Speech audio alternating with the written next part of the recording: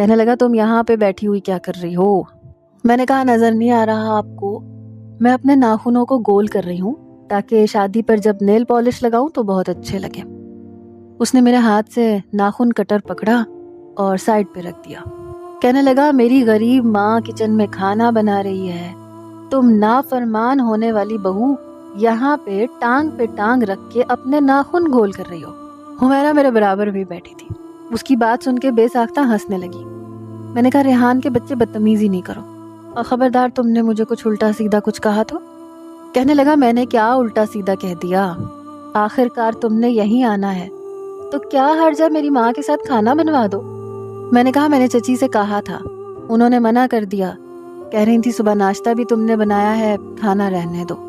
کہنے لگا دیکھ رہی ہو نا میری ماں کو کتنا احساس ہے اپنی بہو کا۔ وہ بار بار مجھے تنگ کر رہا تھا۔ میں نے کہا ریحان کے بچے چپ ہو جاؤ ورنہ ماروں گی پکڑ کے۔ کہنے لگا ابھی سے دیور کے ساتھ ظلم اور زیادتی شروع کر دی، کتنی بری بات ہے۔ پتہ نہیں یہ سب سن کر مجھے کچھ عجیب سا لگ رہا تھا۔ جس کے ساتھ میرا رشتہ جڑا تھا اس نے تو کبھی ہنس کر بھی مجھے نہیں دیکھا تھا۔ دل میں تو بہت سی خواہشات تھیں کہ شاید وہ بھی کوئی رومانوی بات کرتا، کوئی پیار بھرا جملہ بول دیتا، کبھی یہی کہہ دے کہ آج تم اچھی لگ رہی ہو۔ لیکن وہ تو سیدھا آفس سے آتا، سب کے ساتھ بیٹھ کے کھانا کھاتا۔ بڑی ہی بات تھی یہ بھی۔ وہ امی سے 2-4 باتیں کر لیتا تھا، پھر اپنے کمرے میں چلا جاتا تھا، یہ کہہ کر کہ میں تھکا ہوا ہوں، سونا چاہتا ہوں۔ میری چاچی البتہ اس کی بڑی تعریفیں کرتی تھی کہ اس نے سارے گھر کا خرچہ اٹھا رکھا ہے۔ ریحان ان دنوں یونیورسٹی میں پڑھ رہا تھا، آخری سیمسٹر تھا۔ چچی اسے بار بار کہتی تھی کہ تم پتہ نہیں کب سنجیدہ ہوگے، تمہاری عمر کے لڑکے ساتھ ساتھ یونیورسٹی پڑھتے ہیں، ساتھ ساتھ جاب بھی کرتے ہیں۔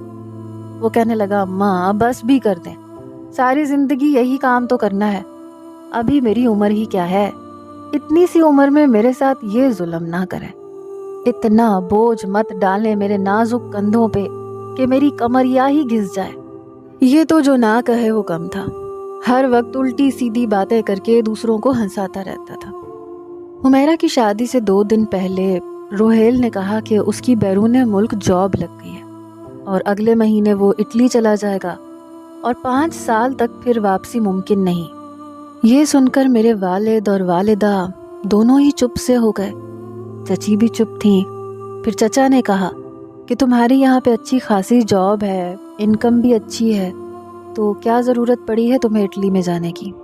کہنے لگا بابا یہ چانس بار بار نہیں ملتا، میں ضرور جاؤں گا، اور آپ کو کیا لگتا ہے یہ پیسے